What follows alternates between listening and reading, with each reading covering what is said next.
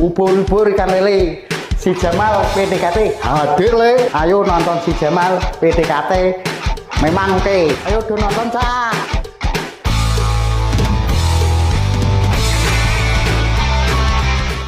Assalamualaikum warahmatullahi wabarakatuh. Halo Healthies, bertemu kembali dalam acara Si Jamal PDKT, siaran Jumat malam podcast Dinas Kesehatan. Kita ngobrol ringan seputar isu kesehatan yang sangat bermanfaat, penting dan tentunya dibutuhkan oleh masyarakat. Perkenalkan, saya Bidan Gati, berdinas di Ruang Kebidanan RSUD Samin Surosentiko Randu Blatung. Kali ini saya ditemani oleh narasumber yang sudah tidak asing lagi. Beliau merupakan idola bunda-bunda di Blora Selatan ini. Dokter spesialis obstin dan ginekologi, Dr. Gaga Baskara Adi Nugraha, SPOG MMRS. Selamat malam dokter. Selamat malam, halo semuanya. Gimana kabar hari ini dok? Alhamdulillah sehat, luar biasa. Bisa bertemu dengan Bu Gati ya, bisa berbagi informasi tentang seputar kesehatan reproduksi. Oke. Dokter, di episode kali ini kita akan bahas topik yang sangat menarik nih dok. Oke, apa dok? itu topiknya tuh? Kenali metode KB, pilih yang tepat, rencanakan masa depan. Oke, ya betul ya. Jadi metode KB ada banyak ya. Jadi kita bisa memilih nih mana yang kira-kira cocok dan pas untuk ibu-ibu calon akseptor KB gitu. Iya. Ya. Karena memang gini ya dokter ya. Kita merencanakan keluarga yang sehat itu bukan hanya sekedar mencegah kehamilan, tetapi kita harus tepat dalam memilih metode KB sesuai kondisi kesehatan, umur, dan tentunya rencana hidup kalian. Betul ya dok ya? Sekarang kan juga istilah keluarga berencana ini sudah agak sedikit mengalami peningkatan ya. Jadi keluarga berkualitas. Jadi kita tidak hanya merencanakan tapi juga membuat sebuah keluarga itu menjadi lebih berkualitas. Iya, gitu, bener banget dokter ya. Gini ya dok, mungkin kita akan bahas tentang kasus-kasus yang terjadi di rumah sakit Samin Surosentiko Randu Blatung ya dok. Akhir-akhir ini banyak nih kehamilan yang tidak direncanakan. Dan kebanyakan dari kehamilan yang tidak direncanakan itu kurangnya edukasi atau awareness dari bunda-bunda. Mereka kebanyakan mengalami resiko tinggi nih dok, umur di atas 35 tahun. Nah, biar bunda-bunda ini lebih paham dokter, minta tolong dijelaskan apa sih kontrasepsi itu sendiri dan gimana kalau usia segitu pemilihan metode KB yang cocok. Boleh dokter dijelaskan. Ya, jadi pada dasarnya kontrasepsi ya, kita dari definisi aja kontrasepsi itu adalah kontra dan sepsi. Jadi kita sebuah metode untuk mencegah terjadinya kehamilan ya. Itu baik pada pasangan usia subur ya, ketika ingin memberikan jarak, baik itu jarak dari anak pertama atau karena masalah kesehatan tertentu sehingga diberikan jarak dulu, tidak boleh hamil, sehingga menggunakan berbagai macam metode atau alat kontrasepsi gitu ya.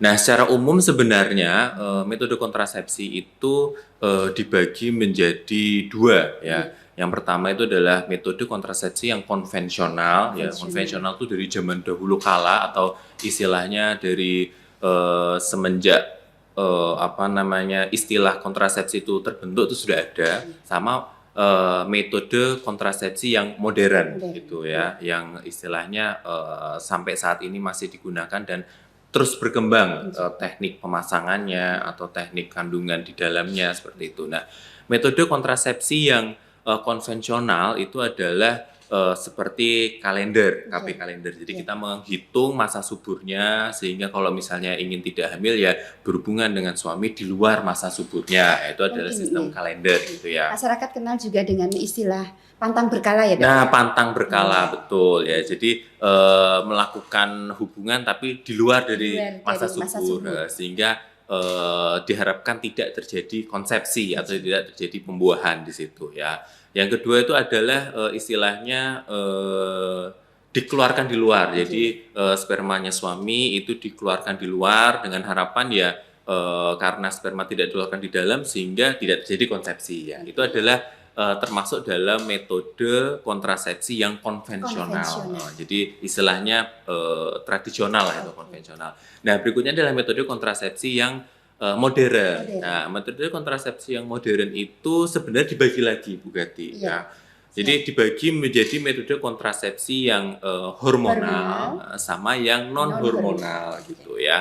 Nah, kalau yang non hormonal yang paling banyak kita ketahui, yang paling mudah ditemukan itu adalah contohnya adalah kondom gitu. Itu yang digunakan untuk pria gitu ya.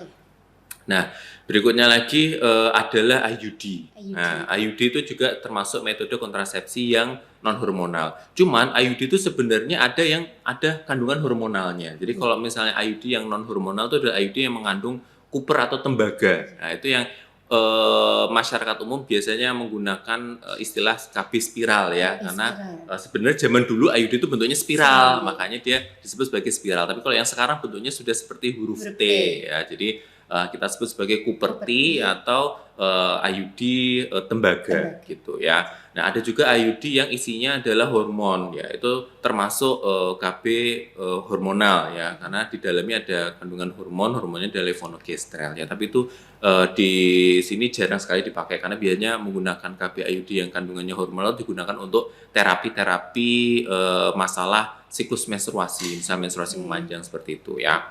Jadi tadi dua ya, yang non hormonal yaitu kondom sama yang IUD. Nah, kalau yang hormonal itu banyak sekali ya, dan masyarakat khususnya di Blora ini sudah banyak menggunakannya gitu ya. Jadi yang hormonal tuh ada yang menggunakan KB pil. Ya, baik itu pilnya isinya hormon progesteron saja. Atau yang kedua kombinasi baik itu hormon estrogen sama hormon progesteron gitu ya.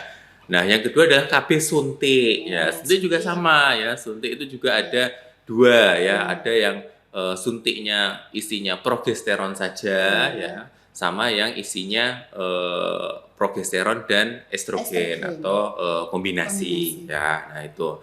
Nah, berikutnya lagi adalah yang sekarang sedang digalakkan oleh pemerintah itu adalah implan atau susuk ya, Bu ya. MKJP ya, Dok? Ya, MKJP betul. Nah, susuk ini sebenarnya hanya mengandung hormon progesteron, tetapi ada dua jenis ya.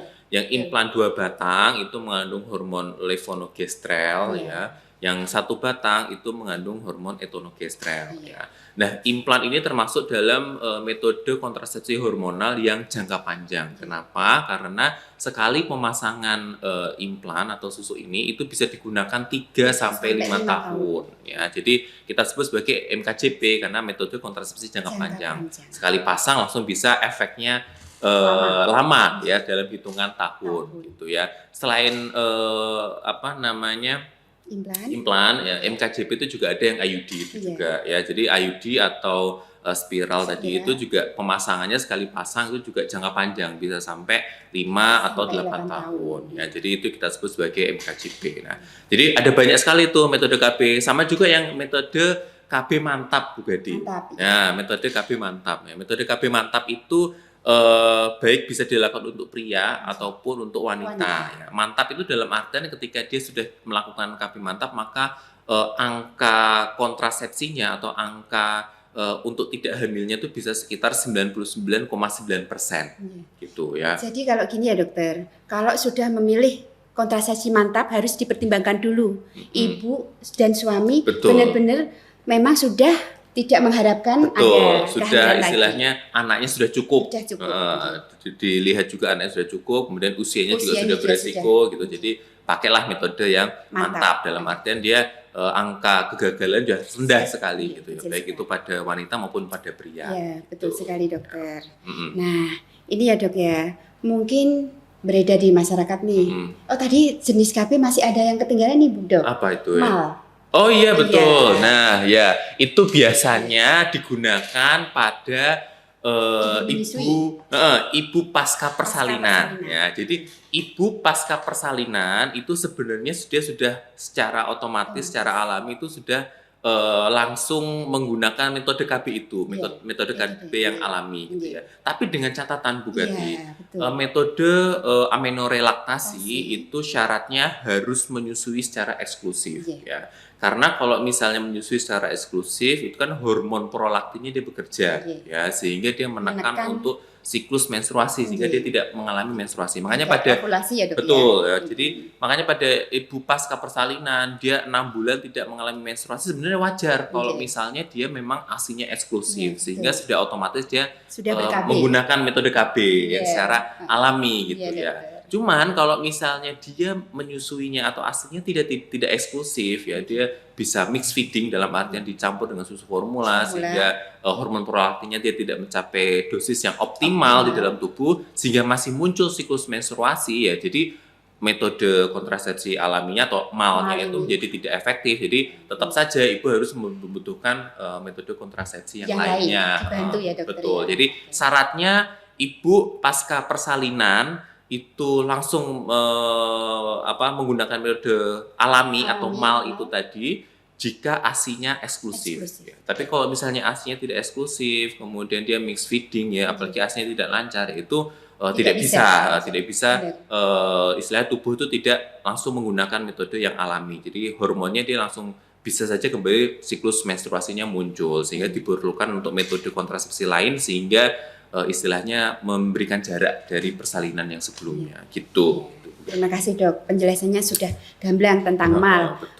Mungkin saya juga akan menambahi tentang tadi metode kalender, dokter ya, atau pantang berkala. Itu juga menstruasinya harus teratur ya, Dok ya.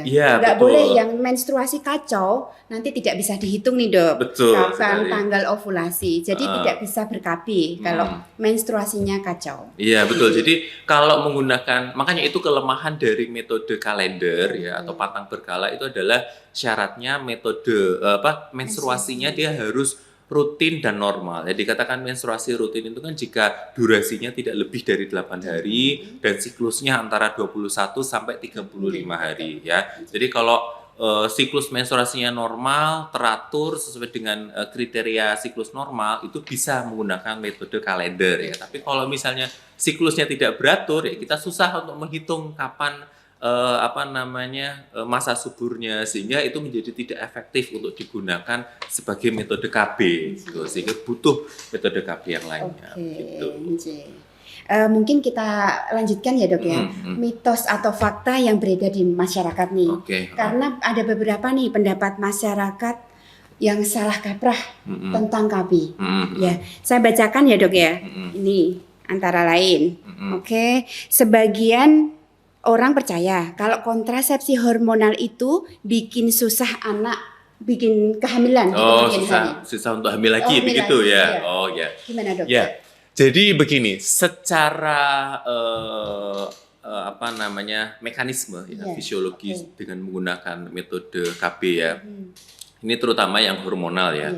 Kalau menggunakan metode KB hormonalnya adalah pil ya, sebenarnya ketika pil kita hentikan dia sudah kembali lagi masa suburnya ya, baik itu pil KB yang kombinasi dengan hormon estrogen progesteron maupun yang hormon progesteron saja gitu ya, atau mini pil ya, atau mini pil betul ya, khusus untuk ibu menyusui, khusus untuk ibu menyusui betul. Jadi kalau misalnya dia menggunakan KB yang suntik, nah itu memang ada istilahnya jedanya. Jadi kalau menggunakan metode suntik yang kombinasi progesteron dan estrogen atau kita biasanya menggunakan Sikoflem ya Bu ya. Sikoflem ya. Nah, itu sebenarnya ketika kita sudah menghentikan menggunakan metode KB, masa suburnya bisa didapat kurang lebih sekitar 1,9 bulan lah. Jadi kurang lebih sekitar 2 bulan lah. 2 bulan menghentikan, kemudian berikutnya ada kemungkinan siklus menstruasinya kembali teratur lagi, kembali muncul lagi. Sudah subur, sehingga bisa memiliki anak dalam waktu kurang lebih sekitar 2 bulan lah ya, kalau memang sudah kembali masa subur ya. Cuman kalau misalnya kita menggunakan metode KB yang isinya adalah progesteron only atau medroksiprogesteron, biasanya itu adalah 3 bulanan ya. Itu memang masa suburnya diraih atau kembali membutuhkan waktu yang cukup lama ya, antara 6 sampai 12 bulan. Jadi kurang lebih sekitar 1 tahun. Atau kalau misalnya penelitian terbaru itu menyebutkan rata-ratanya adalah di 9 bulan ya. Tapi rentangnya adalah 6 sampai 12 bulan. Jadi memang kalau misalnya menggunakan metode KB suntik yang 3 bulanan itu untuk proses untuk ingin hamil lagi ya itu memang membutuhkan waktu yang cukup lama, sekitar 6 sampai 12 bulan. Apalagi penggunaannya lebih dari 1 tahun. Jadi bisa mungkin saja mencapai masa suburnya atau mencapai siklus menstruasi yang kembali normal itu memang butuh waktu yang agak lama ya. Sehingga saya menyarankan memang ibu-ibu akseptor KB yang memang ingin ingin memiliki anak lagi dalam jangka waktu mungkin 2 tahun ya, mungkin bisa mempertimbangkan untuk menggunakan metode KB yang lainnya gitu ya. Ya meskipun secara fisiologi itu penelitian menyebutkan 6 sampai 12 bulan, tapi kan reseptor di dalam tubuh berbeda-beda ya. Kadang ada yang baru dihentikan langsung punya anak, langsung menstruasi, itu juga ada gitu. Tapi mungkin jumlahnya tidak terlalu banyak karena rata-rata yang menggunakan KB suntik 3 bulan dia kembali lagi masa suburnya adalah sekitar 6 sampai 12 bulan seperti itu ya. Tapi kalau misalnya KB pil baik itu kombinasi maupun yang progesteron saja itu setelah dihentikan bisa langsung subur lagi. Makanya kalau misalnya menggunakan KB pil nih untuk orang-orang Indonesia yang tidak patuh ya dalam artian dia sering lupanya ya, itu memang menjadi tidak efektif ya karena lupa minum aja dia bisa langsung kembali lagi masa subur gitu. Makanya gunakanlah metode KB yang jangka panjang. Makanya Indonesia ini kalau misalnya orang-orangnya lupa, sering pelupa ya, kita lebih menyarankan untuk menggunakan metode KB yang jangka panjang Bu Gati. Supaya sekali pasang, udah nggak perlu ingat-ingat lagi kapan minumnya atau kapan suntiknya kayak gitu. Baiklah Dok, mungkin saya sekedar mengulas aja. Berarti kalau kembali ke suburan, pil KB itu begitu dihentikan, dia langsung kembali ke suburan. Betul, bisa tandanya dia menstruasi lancar, itu berarti proses ovulasi atau pelepasan sel telur ada, berarti dia bisa hamil, gitu ya Dok ya. Kecuali kalau tadi yang pil suntik 3 bulan, itu antara 6 sampai 12 bulan. Betul. Itu ya bunda-bunda di rumah jangan bingung. Yang paling tadi MKJP ya Dok ya, pasang implan. Metode kontrasepsi jangka panjang. Implan bisa 3 tahun sampai 5 tahun. 5 tahun, betul. Atau IUD 5 sampai 8 tahun. Nah, tidak disarankan ya dokter kalau misal anak baru 1 nih, umur 3 bulan dia pil, mini pil lah. Sementara menginginkan dia 3 tahun lagi pengen punya anak. Karena orang Indonesia tadi Dok sering lupa. Iya, betul. Ya. Nanti istilah Jawa nih kesundulan. Dia bingung menyalahkan pilnya. Padahal dia lupa minum pil. Iya, betul. Iya, jadi kalau misalnya, jadi untuk ibu pasca persalinan sebenarnya metode KB yang bisa langsung digunakan itu adalah yang pertama, kalau ASI eksklusif dia sudah otomatis mal ya. Tapi kalau ternyata ASI-nya tidak eksklusif, mau double proteksi ya, itu bisa langsung menggunakan implan. Jadi pasca persalinan boleh langsung pasang susu atau implan ya, itu tidak masalah. Yang kedua, pasang IUD itu juga bisa. Jadi habis lahir nih, plasenta habis lahir langsung dipasang IUD itu juga bisa. Tapi kalau misalnya sudah lahir plasentanya mau pasang IUD, biasanya kita tunggu masa nifasnya selesai atau sekitar 40 hari baru kita pasang IUD-nya gitu ya. Atau kalau misalnya tidak mau IUD, tidak mau implan, ya boleh menggunakan pil ya. Pil itu boleh langsung digunakan terutama untuk pil menyusui yang kandungannya adalah progesteron only atau progesteron saja atau mini pil ya. Itu boleh langsung diminum pada saat masa menyusui ya. Sedangkan metode yang lainnya seperti suntik progesteron saja itu sebenarnya baru boleh direkomendasikan untuk digunakan adalah 6 minggu pasca persalinan ya. Sedangkan yang metode kombinasi itu adalah 6 bulan pasca persalinan. Kenapa? Karena kalau misalnya metode kombinasi itu ada kandungan hormon estrogennya. Di situ estrogen itu bertolak belakang dengan hormon prolaktin sehingga dia mengganggu produksi ASI. Sehingga kalau misalnya ibu-ibu memaksakan untuk menggunakan metode KB yang kombinasi baik itu suntik maupun yang pil itu bisa mengganggu produksi ASI-nya gitu ya. Nah, kalau yang progesteron, suntik progesteron saja, kenapa 6 minggu? Karena suntik progesteron itu memiliki resiko untuk terjadinya tromboemboli atau sumbatan di pembuluh darah pasca persalinan sehingga kita memberikan jedanya adalah di 6 minggu. Itu ya. Nah, kalau pil dia langsung boleh diminum ya. Cuman kalau misalnya lupa nih Bu Gati ya kan lupa. Nah, pil itu pil progesteron saja itu memiliki masa jeda kurang lebih sekitar 12 sampai 24 jam ya. Jadi kalau misalnya lupanya antara 12 sampai 24 jam boleh Bisa. diminum yang kelupaan itu. Double berarti ya, dokter. Itu. Tapi kalau lebih dari 24 jam, pilnya yang kelupaan itu diminum langsung, ditambah harus menggunakan metode kontrasepsi yang lainnya. Contohnya suaminya pakai kondom. Karena kalau misalnya dia metode KB pil sudah lupa lebih dari 24 jam, itu ada resiko untuk terjadi kegagalan ya, sehingga kita memerlukan proteksi metode KB yang lainnya gitu, seperti kondom atau pantang berkala boleh, atau dikeluarkan di luar gitu. Jadi tetap membutuhkan metode tambahan selama kurang lebih 7 hari. Jadi diperpanjang 7 hari ya, karena kita lupa minumnya nih lebih dari 24 jam itu. Double protection lah dokter. Double proteksi gitu. Begitu dokter, berarti. ada lagi nih mitos. Ya, gimana? Tentang pil KB lagi. Oh, pil KB ya. Memang pil KB ini banyak mitosnya ini ya. Pil KB itu diminum saat berhubungan intim aja, Dok. Makanya banyak gagalnya.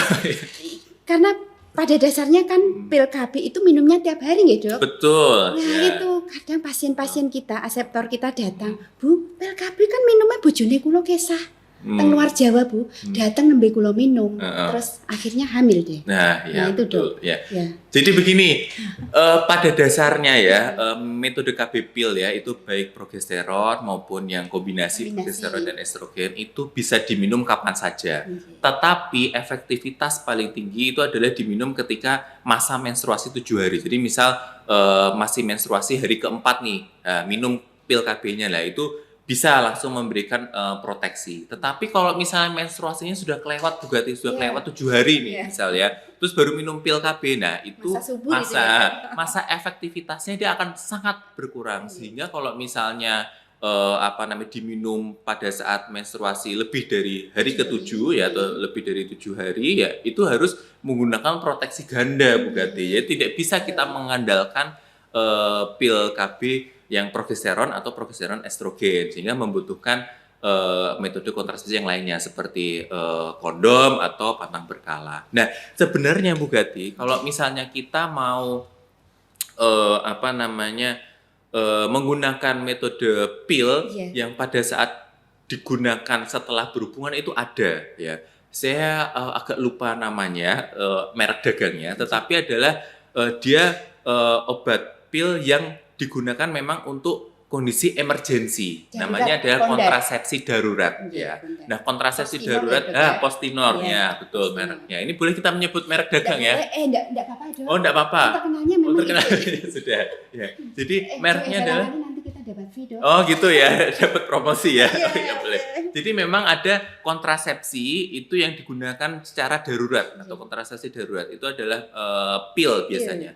Biasanya adalah Postinor ya. Postinor itu memang digunakan untuk kasus-kasus yang emergensi, dalam artian dia sedang melakukan hubungan tapi tidak dalam proteksi kontrasepsi, sehingga menggunakannya adalah pil kontrasepsi darurat. Itu 2 tablet itu Bu yang diminum, jadi 2 tablet diminum sekaligus ya. Itu bisa memberikan proteksi kurang lebih sekitar 90% ya. Tetapi maksimalnya adalah 48 jam pasca berhubungan. Jadi kalau misalnya mau menggunakan kontrasepsi darurat itu diminumnya maksimal adalah 48 jam pasca berhubungan. Nah, itu bisa meningkatkan peluang untuk kontrasepsi atau mencegah terjadinya konsepsi atau fertilisasi ya. Itu isinya adalah 2 tablet pil. Gitu.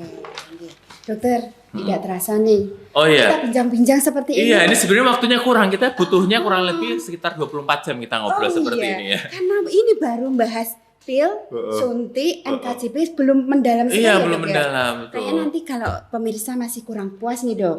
Bolehlah kita istilahnya, sebetulnya ada pertanyaan masuk nih, Dok, dari pemirsa nih. Masih ada waktu nggak ya? Kurang lebih ada waktu ya, tambahin sedikit lah ya. Oke, ini Dok ya, mungkin ini penting banget nih. Dok, saya ini sebagai laki-laki mau ikut MOP, metode operasi pria ya, Dok. Oh iya, itu yang KB mantap ya. Masih ragu karena banyak pendapat yang beredar di masyarakat.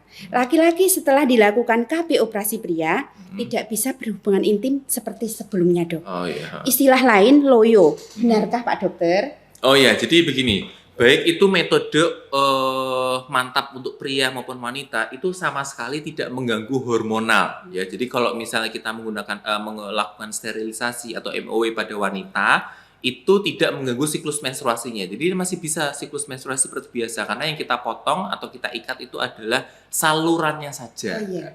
Begitu juga dengan yang pria. Jadi yang pria itu kalau misalnya kita menggunakan metode operasi pria itu yang kita ikat atau kita potong itu hanya salurannya saja. Ya, jadi saluran yang menyalurkan sperma ya. Jadi nggak berpengaruh ya, Dok? Ya, tidak mempengaruhi hormonal. Jadi hormon untuk istilahnya ereksi itu adalah hormon testosteron. Itu diproduksinya di testis ya, sehingga testisnya itu tidak kita apa-apakan. Kita hanya istilahnya melakukan ikatan atau memotong di salurannya saja, sehingga dia tidak mempengaruhi kemampuan suami untuk berhubungan dengan istri. Jadi itu hanya mitos ya. Jadi tidak ada pengaruhnya sama sekali karena tidak menggunakan hormonal dan tidak mengganggu si pembuat hormon itu sendiri. Begitu Bu Gati. Terima kasih dokter. Sama-sama Bu Gati. Bincang-bincang hari ini mudah-mudahan bermanfaat bagi pemirsa si Jamal PDKT. Mungkin bisa disambung di kesempatan lain kita bincang-bincang dengan Dokter Gaga Baskara Adinugraha. Mungkin kalau misalnya ada yang ingin konsultasi tentang KB bisa datang di RSUD Samin Suro Sentiko ya Bu Gati ya. Tepat sekali dokter. Dokter Gaga praktek di RSUD Samin Suro Sentiko, poliopsin di hari Senin sampai Kamis jam 10 sampai jam 12 siang. Bisa diperpanjang sampai jam 14 karena ada tindakan, ada periksa di VK kamar bersalin. Demikian ya bunda-bunda, mudah-mudahan semakin jelas tentang kontrasepsi. Gitu ya dok. Ya. Kita mengucapkan salam dulu sama pemirsa. Ya. Oke, kami sebagai host dan dokter Gaga narasumber, kalau ada kurang berkenan, mohon maaf yang sebesar-besarnya. Ya. Assalamualaikum warahmatullahi wabarakatuh. Terima kasih pemirsa semuanya.